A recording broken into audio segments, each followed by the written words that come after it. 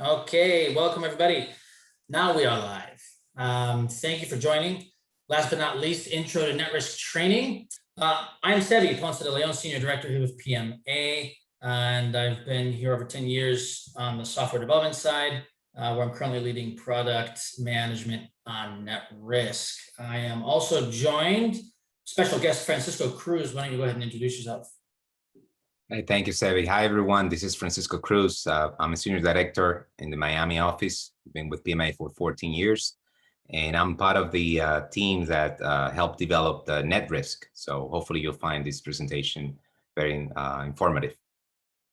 If you did see the session right before this with Angel and Dennis, you saw that we ourselves do risk analysis within PMA Consultants, and they showed a great example of that. But we've really been doing it for a lot longer, way before my time, over 30 years with a lot of clients, a lot of different industries, oil and gas, pharmaceutical infrastructure, and you know, Francisco can speak to this, but this includes qualitative assessments, quantitative assessments, cost, schedule, and as of lately, you know, integrating the cost and schedule together, which I'll show you a little bit what that means and how that works for those of you who may be less familiar.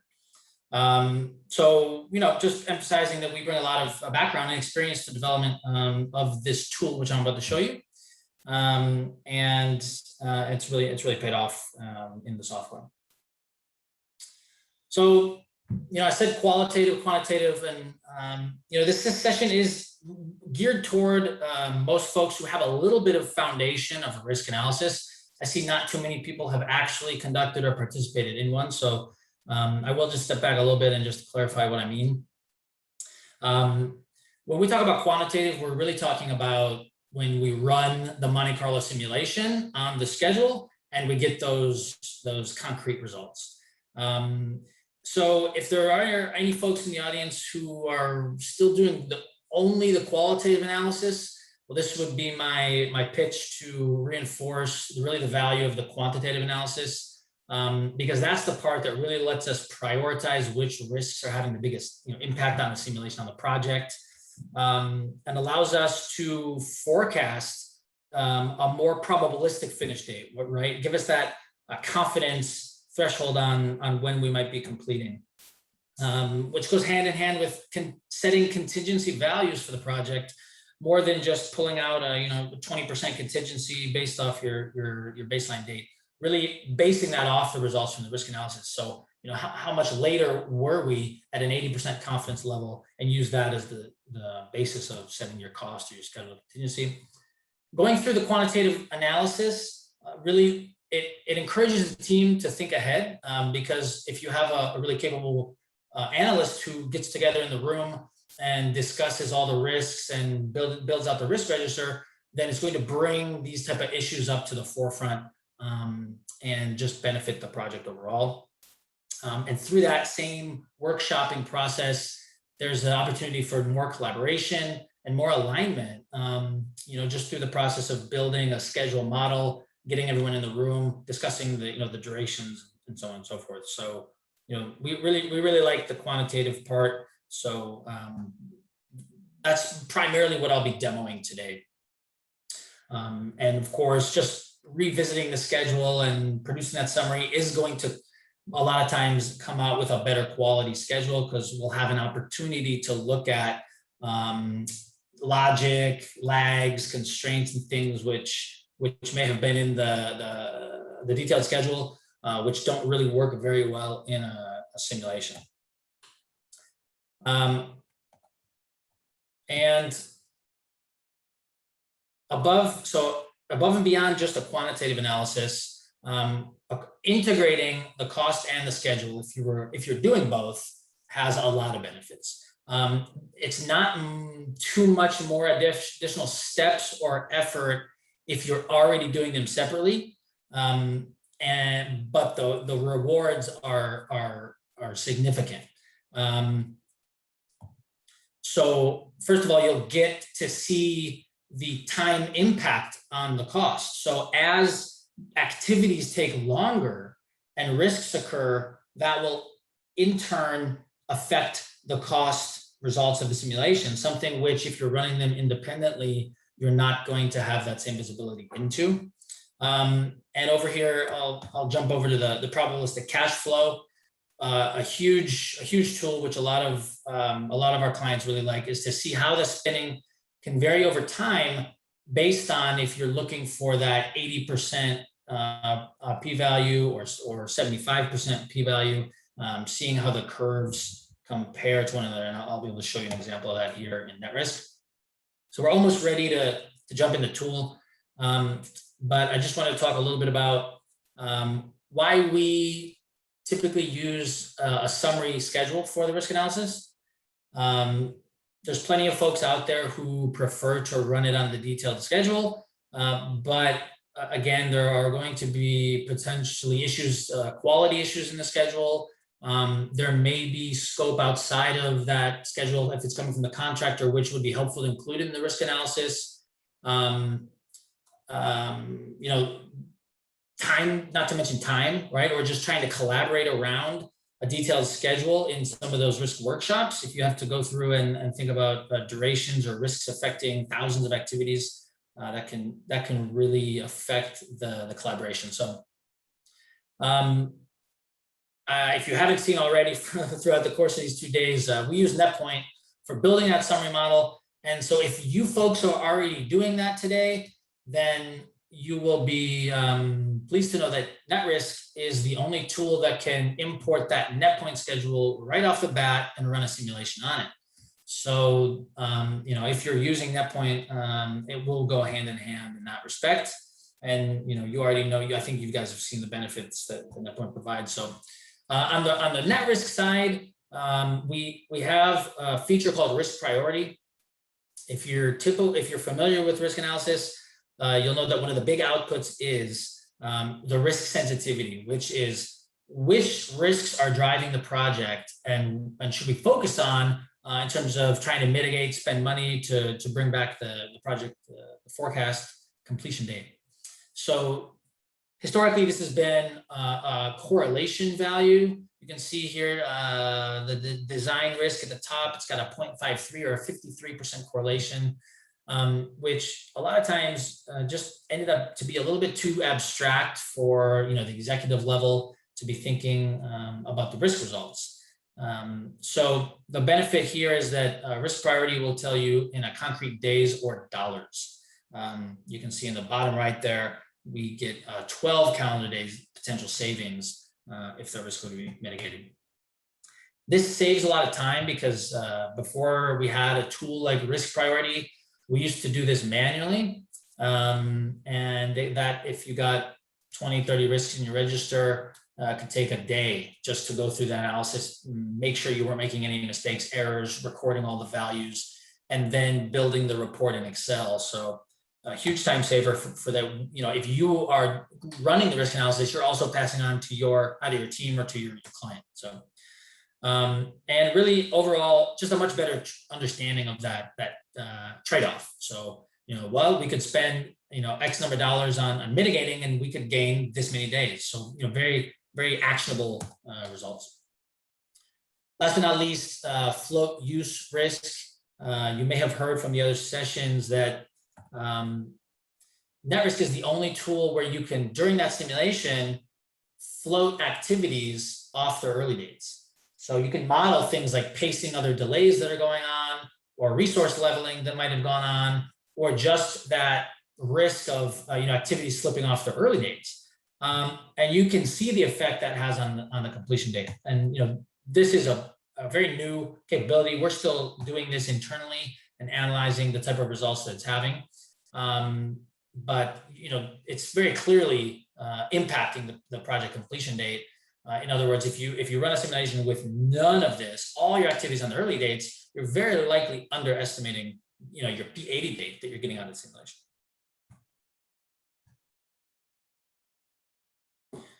Okay, NetRisk. You can see from the top, it's organized really clearly into the different areas of the risk analysis. We have the risk register, ranging, non-work, which is what Angel and Dennis were using there in their presentation. simulation and then the results. So really that interface is nicely facilitates really the process of the risk analysis itself. Here I'm in the risk register. And so one of the goals here was to just show you how quickly from start to finish you could do this. Because I think a lot of folks who may be new to risk analysis worry they don't know where to start. There is a lot of theory kind of behind the scenes, which you want to understand. And so, you know, my goal here is to show you from a blank slate in NetRisk that it's not too scary. So the first thing I'd like to do is a very common scenario is if you have some risks that you've already done in Excel, or maybe if you're a little more advanced in something like Access, because it's very common, it's a tool that a lot of people have access to, and it's very easy to, you know, just use the Excel functionality to show risks, create a risk register. So I'd like to show you how you can import that into NetRisk very quickly. Let's pull up, here's my sample risk register. This is a file that you get with your trial. If you go ahead and download the trial, it'll be right there for you, which you can use to also play around with some data. So it's got a good head start. You don't need to start your trial out from scratch either. So you can see I've got about a dozen risks. We've got, this is what we call the qualitative. So, you know, picking, was it a high, a low, ending up with the heat map. And then we've got some quantitative. So how many days are we ascribing to that risk, whether it was a threat or an opportunity? Technically, a risk refers to both. And also what do we think is the likelihood of occurrence occurring on the risk? So in this case, we've got about 8 risks, a small model for the presentation. So what I'll do is I'll just go ahead and create 8 placeholders, we'll call them, in our risk register. And you'll see in a moment why I do that. This particular feature was a direct request based on a lot of our users like to work directly with Excel and go back and forth. So what I'm going to demonstrate is how you can just copy paste your risks right from Excel into NetRisk. All you need to do is make sure your columns are in the same order. You can go, row by row. You can do the whole sheet at a time. I've done this plenty of times before, so I'll go ahead. I'll do it in 2 steps. I'll bring in a few of these columns, just do a Control-C, ID, description, and category, and then we'll come back up here to our first row, and we'll just do a paste. And you can see right away, the data comes in instantly into NetRisk. So it's nice. You don't have to go through an import window and map the columns and turn that stuff off. And then you get that direct, staged import, right? Usually when you do import, it's all or nothing. You got to bring all of it in, but maybe you only want to do half of your risk register, because a lot of times in the qualitative analysis, you might identify many more risks than you end up simulating. So, it's likely that you don't bring all of those into NetRisk. So the next step, we'll go ahead and I'll just show you. Let's bring in the rest. We'll go all the way to the cost like this. I deselected, so let me go back. All right. Depends how fast you are in Excel. So I'll do a copy again. Let's just make sure the columns are again in the same order. We've got strategy, probability. Looks good to me. I set it up ahead of time, but I don't think there should be any columns out of place. So I'll go to the first one, the first cell again in NetRisk, and I'll right click and choose paste data. And just like that, the data comes in. You see that it's already formatted here. I just did some quick formatting ahead of time so that it matched my Excel file, but nothing out of the ordinary. So now that we've got the risks in the software, now we want to bring in the schedule. And NetRisk, you can bring in either NetPoint, like I said at the top, but you can also bring in an XER file from P6.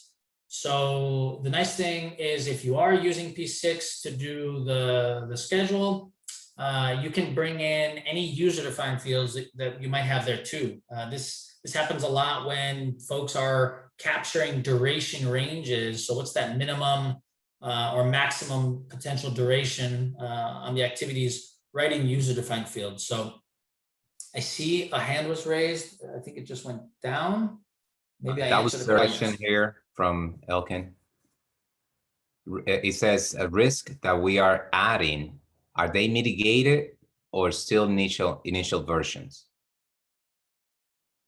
Yeah, okay, I see that. Good question. In this case, these are just the initial versions, so non-mitigated. But I can show you here shortly how NetRisk allows you to capture the mitigated scenarios.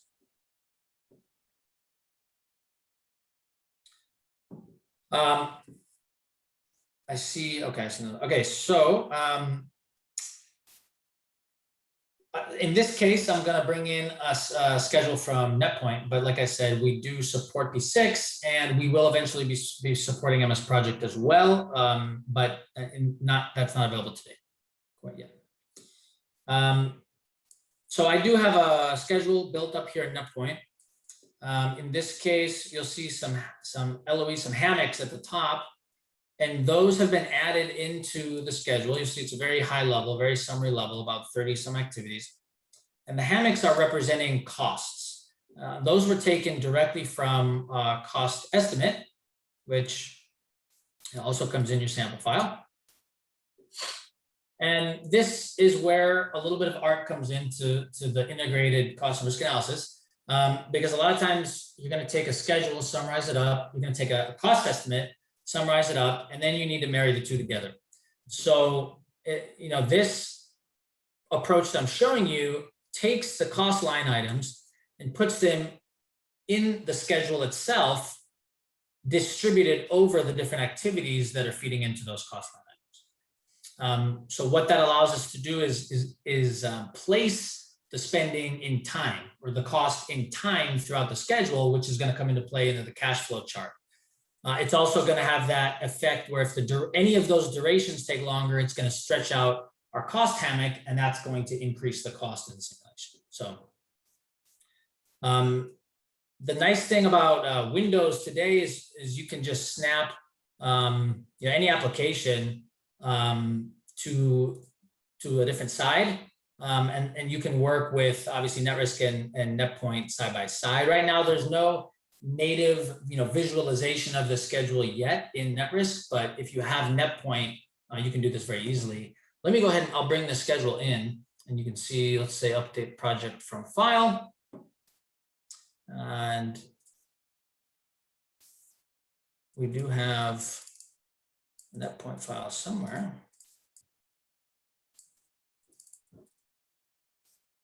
Maybe I moved it. Well, that's okay. You know what? I'll just open up. I'll open up the same file here, but it's already got the schedule imported. But really, it's I just misplaced the schedule. But you come to update from file, and then you choose the file, and it'll bring it right in. And if it was an XER, then you can let NetRisk know to bring in those user-defined fields.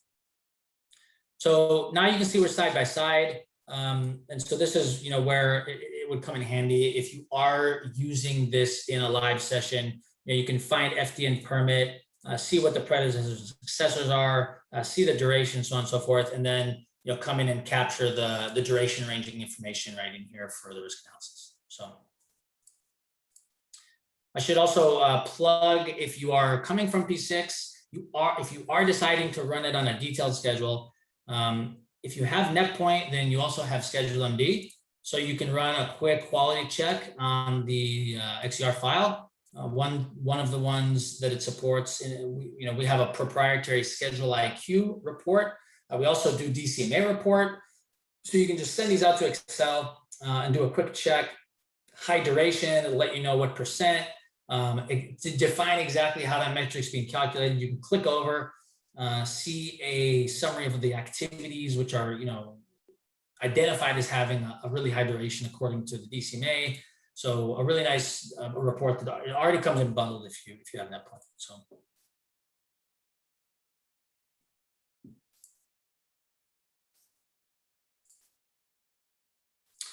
Okay, so the next thing I'd like to do, I'd like to bring in duration ranges.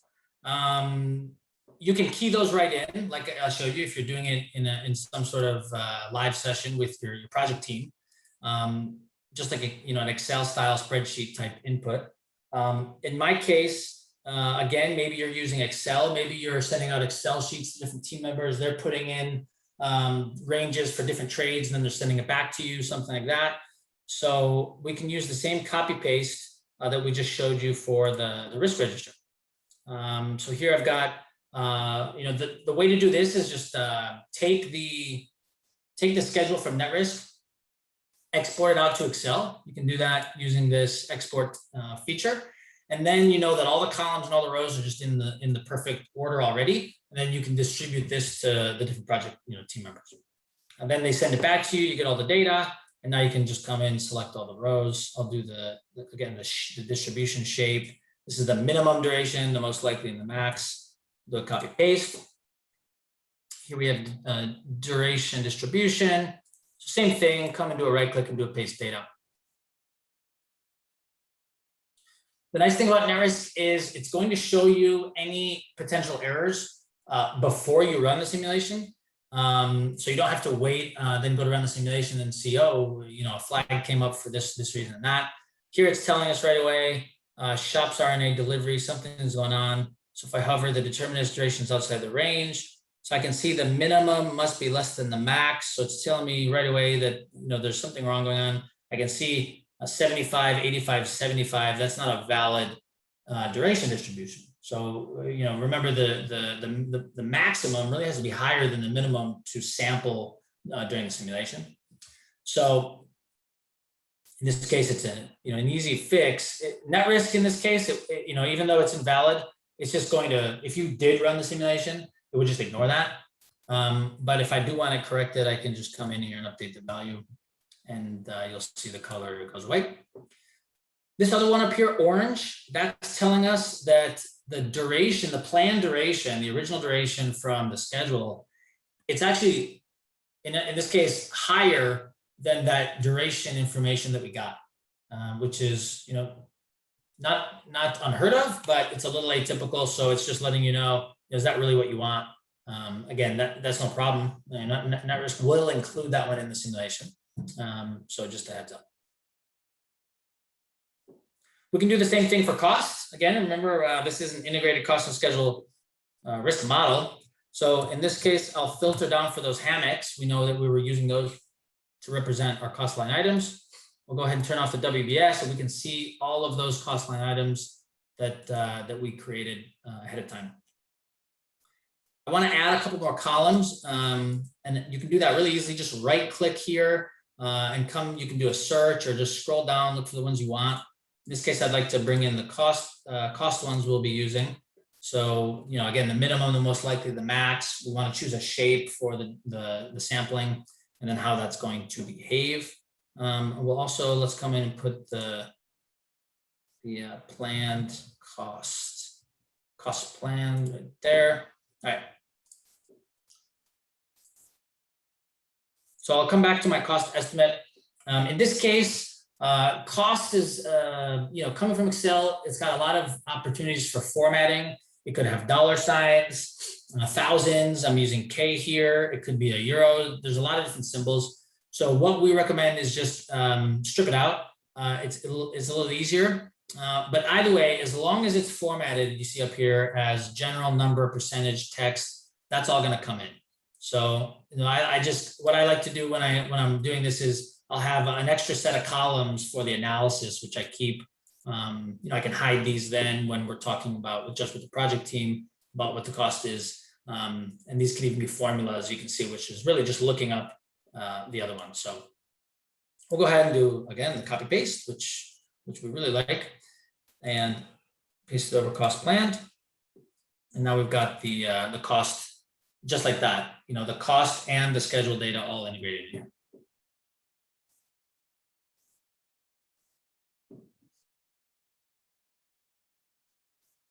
Just check if we had any questions. Okay, so I'm going to come back to the risk register. And I'd like to show you a little bit about, I believe, the question we had about the mitigated scenarios. So here you can see, let's take our design risk. You see a button down here called New Scenario. And this is going to allow you to capture mitigation scenarios for your risks. So the big benefit here is that you can add as many as you want or as you need, because you just add more rows into the risk register. You can collapse them out of the way, so you only see that rolled up level, that that pre-mitigated state. So this is really powerful because you can do a lot of what ifs. You can dial the probability down to 50%, run the simulation, see what impact it has, change the maximum down to 10 days, so on and so forth. And you can keep all of those and keep the results. In most tools, you only get two.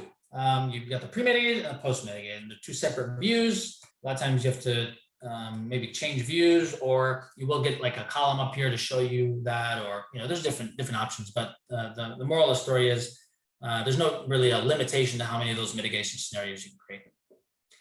Here you can just check which ones you want to be used in the analysis. So I'll go back to my pre-mitigated state for the purposes of the demo here.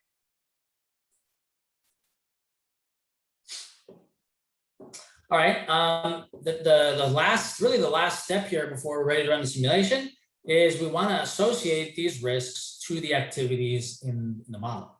And for that, we'll bring up down here activity assignments.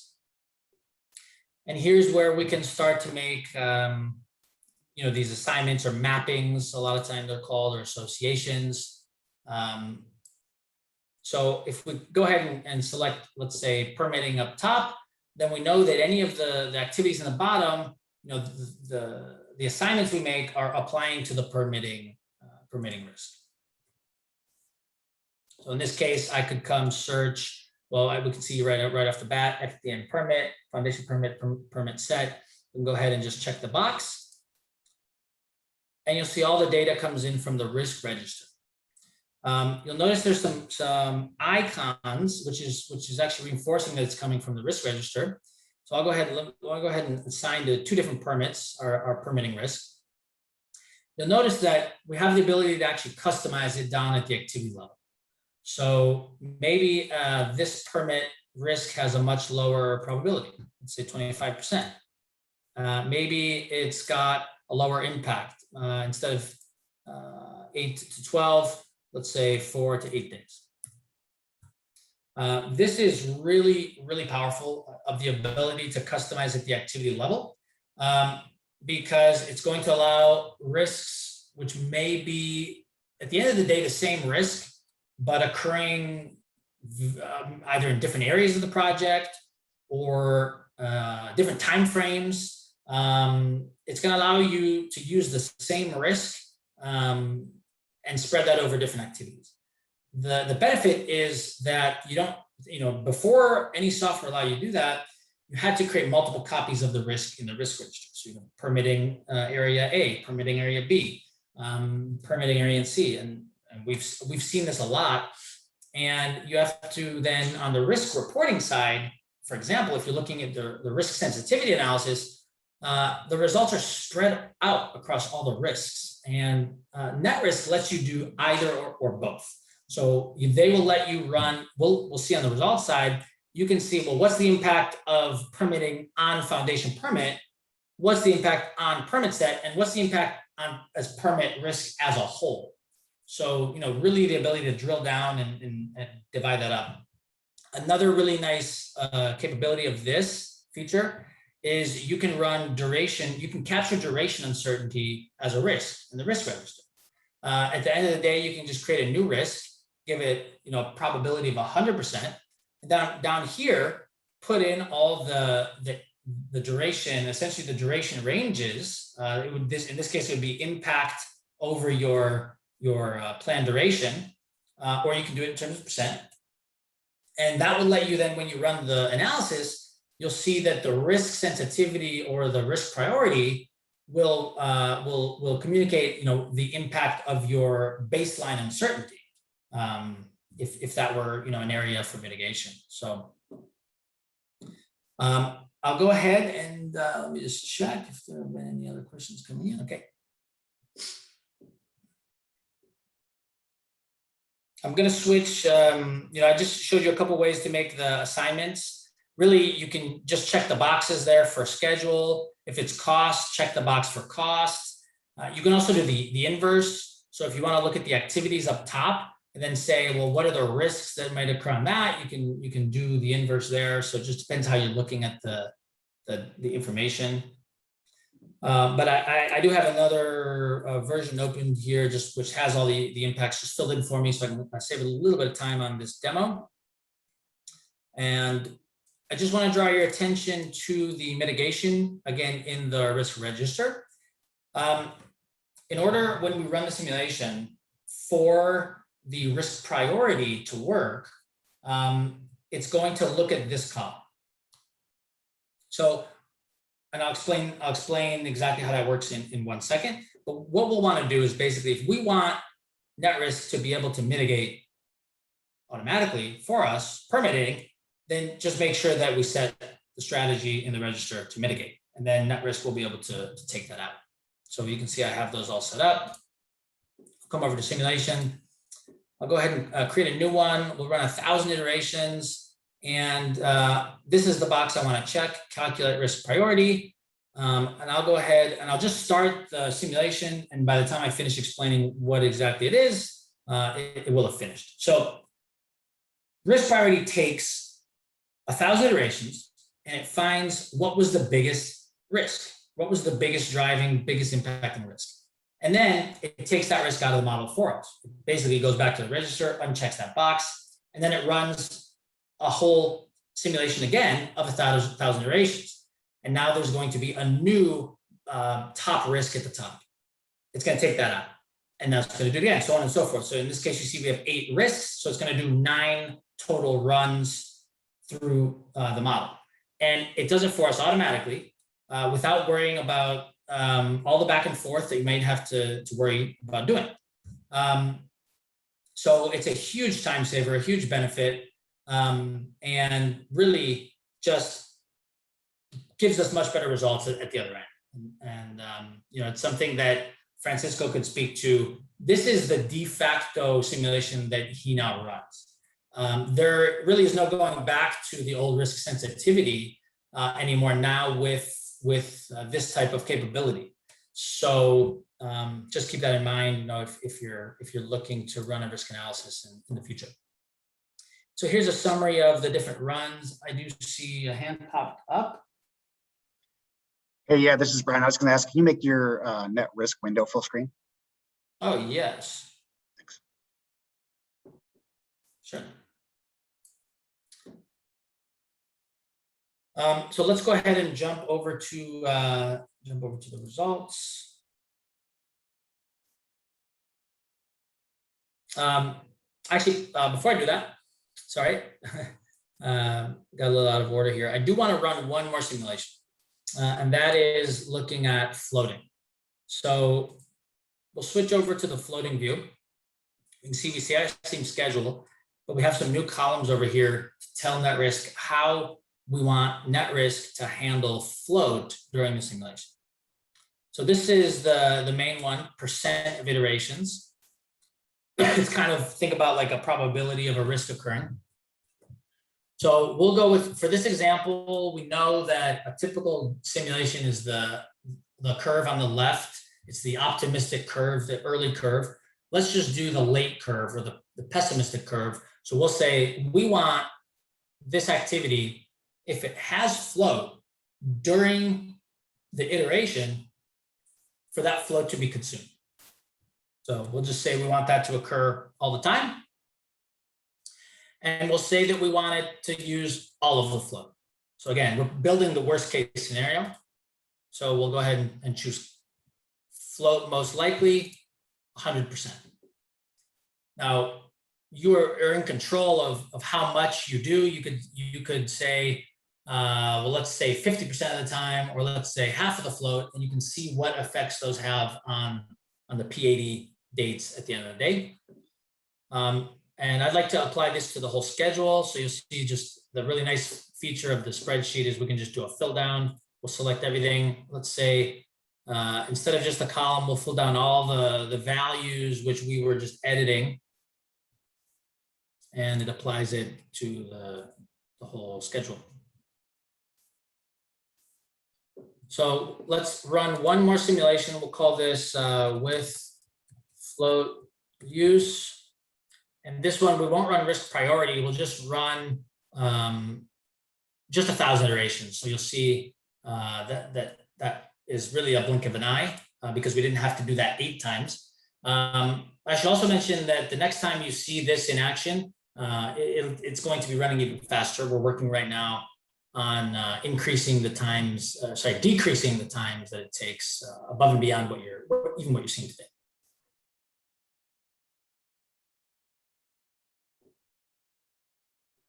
All right, I'm just gonna check if there was anything coming in. Okay, going good. So I think some of you out there have seen this chart. It's the completion distribution chart. So that tells us we're on our project, right? Our top level rebuild food processing facility. And here we can see a distribution of dates and how many times out of those 1,000 iterations did the project finish on that date. If we add up that cumulatively, we get the curve, and that's where we can see right here. I can make that a little bit bigger if you guys are having trouble reading it. On November 3rd, I just have to double check when I'm about to say a date because 10 years of living in Europe and my mind actually first reads that as March 11th. So when I'm working with all the Americans out there, I gotta double check. So what this tells us is there's all of the results to the left of this point, that's 80%. Or in other words, there's a probability of 80% or an 80% confidence that the project will finish on or before this date. That's really, one of the primary outputs of the risk analysis at the end of the day is forecasting not just the original finish date, but the probability of completing on your date. And that down here, you can see our original planned deterministic finish was September 10th. In this case, we've actually got a P0, a 0% chance based on all the inputs that I put into the model of finishing. And NetRisk tells us there's a 54-day delta between the two.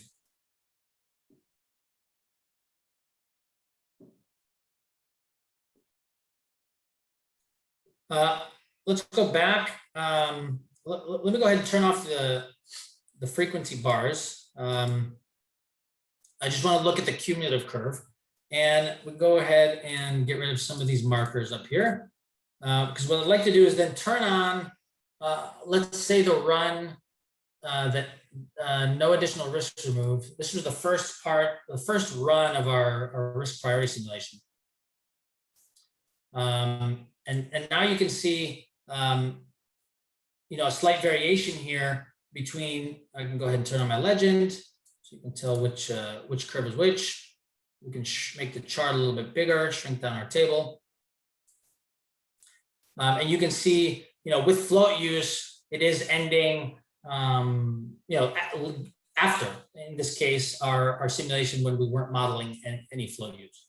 So if we want, we can even come turn on the variance, look at the difference between those two. Let's see at a P80. Well, in this case, it's pretty small.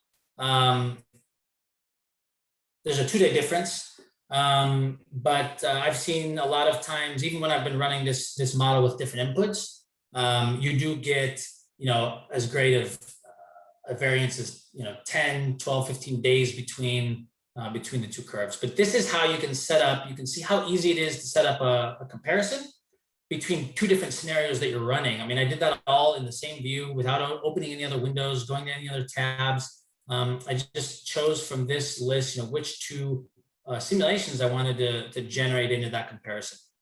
And I should mention that you can, print this. You can, print it out as a PDF. You can screen capture it to use in a report. And if you saw earlier, you can customize all of the colors and the fonts and make it look exactly like you want. Just checking, doing on time. We've got about 15 minutes left.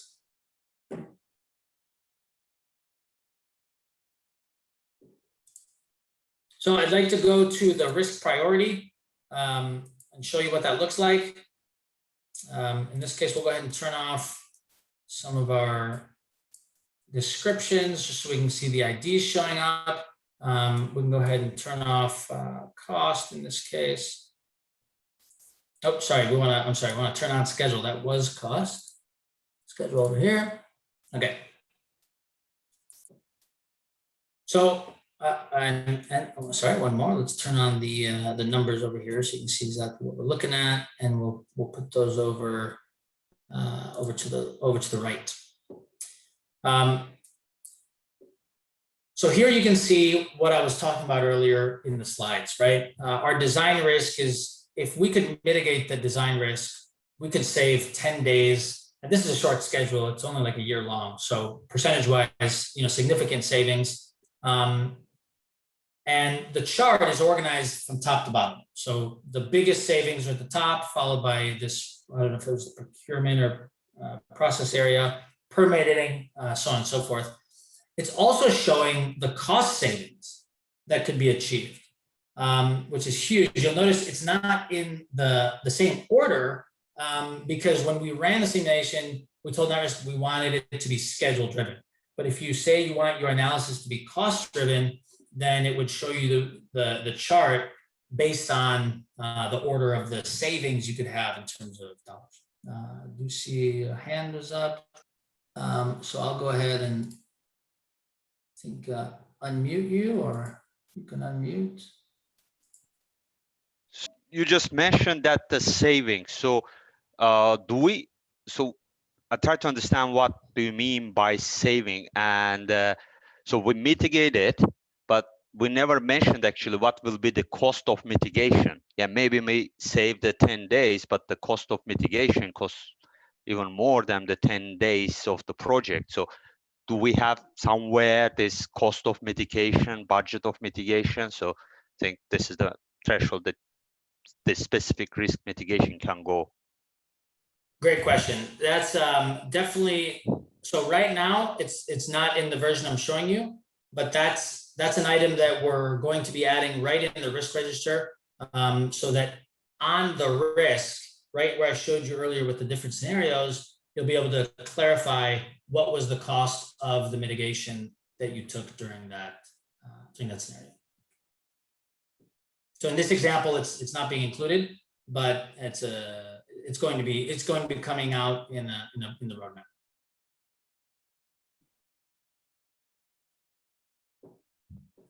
Thank you.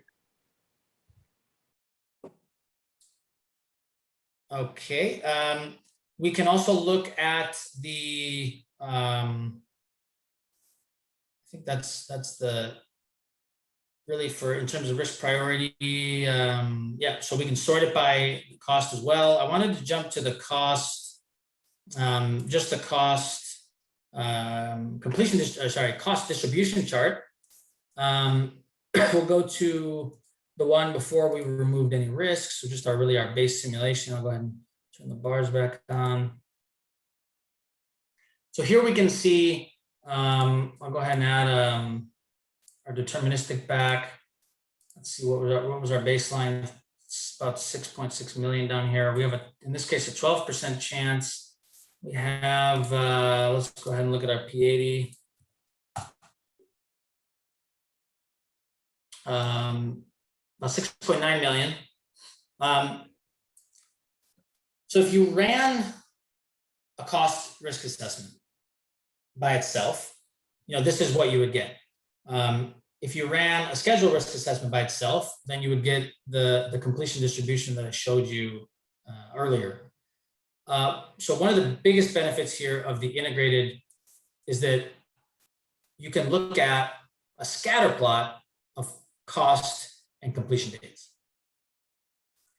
So every dot you see here was one iteration, and it shows you what was the cost and the schedule for that iteration, and then tells you the percentage of all of your iterations in the simulation. In this case, we can see about a quarter of the time cost was over, but finish was under. and under just being the default 50%. So if you're shooting for, let's say, a P80 confidence for your cost, you can drag it up. Maybe your schedule isn't as important. Let's say a P around 70. And now you can see how many iterations actually satisfied both of those conditions simultaneously. I mean, huge in terms of being able to report out on a cost and schedule basis. In this case, you know, cost under, finish under, you can see a 50%, 57%. So this a lot of times is referred to as your joint confidence level, not just your confidence for one or the other. And we can also change the formatting to actually coincide with the joint confidence levels here. So in this case, it's defaulting to a 0 to 20, 20 to 50, 50 to 80, and 80 to 100 right on the chart.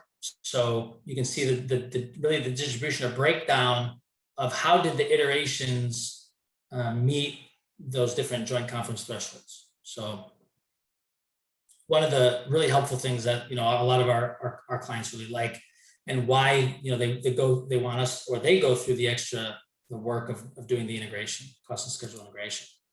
The other is the cash flow. Go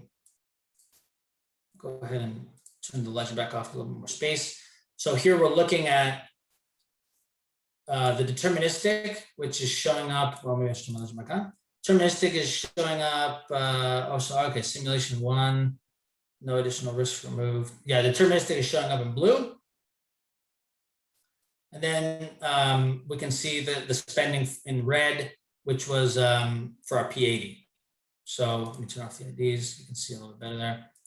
So in other words, you can see, well, how did the spending change over time? Here it started off a little bit low, it ramps up toward the beginning of the project, then it's pretty steady, and then it tails off. So the curve is of course the cumulative spending total. So you can compare what the spending is like between different confidence thresholds. So again, that really comes out of an integrated analysis, because we're placing the cost in time, which you saw with the hammocks, you know, in the net point model. So that's how we're able to get this type of data out. So demo wise, that's really all I had. So before I go back to PowerPoint, if you guys had any other questions in the tool, anything, you know, I didn't show, or just, you know, anything that might come to mind that you're looking for, just feel free to let me know. I see we've got another question or a hand raised. Yes.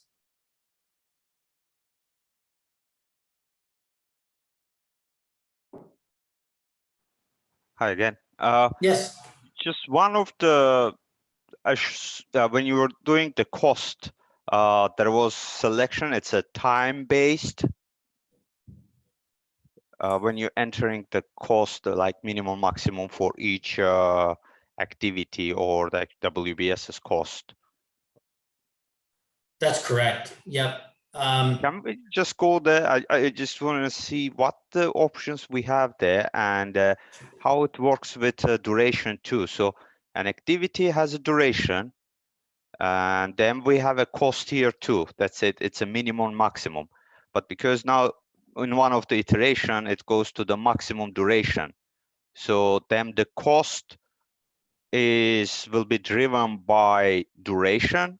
So like saying if it's 1,000 per day activity, then the maximum duration is 80, then it's 80,000, or it will go to the cost that we enter, saying like this is the maximum cost. So that's the maximum threshold cap. It couldn't go if they contradict to each other, how it works. So that's a great question, and I did you know, gloss over that just due to the time. So ultimately, that depends on if you choose time dependent or time independent. If you choose that cost, design cost, is time independent, then not only does its cost depend between the minimum and the maximum, but remember, since it's a hammock, its duration will also increase based on the activities underneath it, which will then affect the cost. if you choose time dependent. So, labor or other time dependent costs that you might need. Time independent, maybe overhead costs or project management costs or general costs. Those, even if you put the cost distribution on itself, they're not going to be affected by the increases in duration. Does that answer what you were asking? Yes, exactly. Yeah, that's actually was how the cost and duration. So usually when you run, you need to select what's your priority duration or the and the way actually I'm going to implement it. Like for example, when I'm running major projects, mega projects, so design is always time dependent. So engineering most of the time is a reimbursable type of the contract, whereas coming to the construction is really lump sum type of the contract. So it's time independent. Any delays is really contractor risk. So did I understand it right? I mean, this is the time dependent, time independent. That's right. Yep. So, I hinted at a little bit earlier, we're working right now on reducing that simulation time, making it even faster. Also, the time it takes to open up the files. A lot of times with risk priority, you can imagine the amount of data that's generated if you have 20, 30 risks that you're optimizing for 1,000 or 5,000 iterations. So we really want this to be as fast as possible to open up the results and jump right into the data. And also all the formatting options that I showed you, making those preference-based so that, when you open up a risk analysis on your computer, you can save different preferences, always see the results. Maybe if you have different clients and they use a different set of colors, saving them almost like a layout. So coming up, safe float and more performance improvements. And later on, as I mentioned, MS Project, improving the visualization options for the schedule that you can do in NetRisk. Can you guys still hear me? I'm seeing. Just somebody confirm. Yes. I'm seeing. Okay, my We Zoom. can still hear you. Okay, my Zoom display froze. So just okay. So providing that native capability for NetRisk to be able to show you the schedule. Right now we use NetPoint side by side, but improving that, and general reporting that's coming out of NetRisk. So our vision is for risk assessment to be as integral as scheduling and project management. I mean, we really, when it comes to forecasting a completion date, we really view it as crucial. So what we're focused on is saving our users as much time as they can, so that the value is it's not a hard sell. A lot of times it can be difficult to sell doing the risk analysis, doing it monthly on updates, or doing the integration. But we want to make that really as easy, as fast as possible for our customers and our clients. If you have any questions following this, you can email me or Francisco, whether it's about risk analysis in general, risk services that PMA can provide, or the software itself. There's a free trial on the website you can download. You get the sample files I was playing with today, so you can run anything that you want. And again, last but not least, if this Project Summit was intriguing, you can sign up right up for updates at the URL below.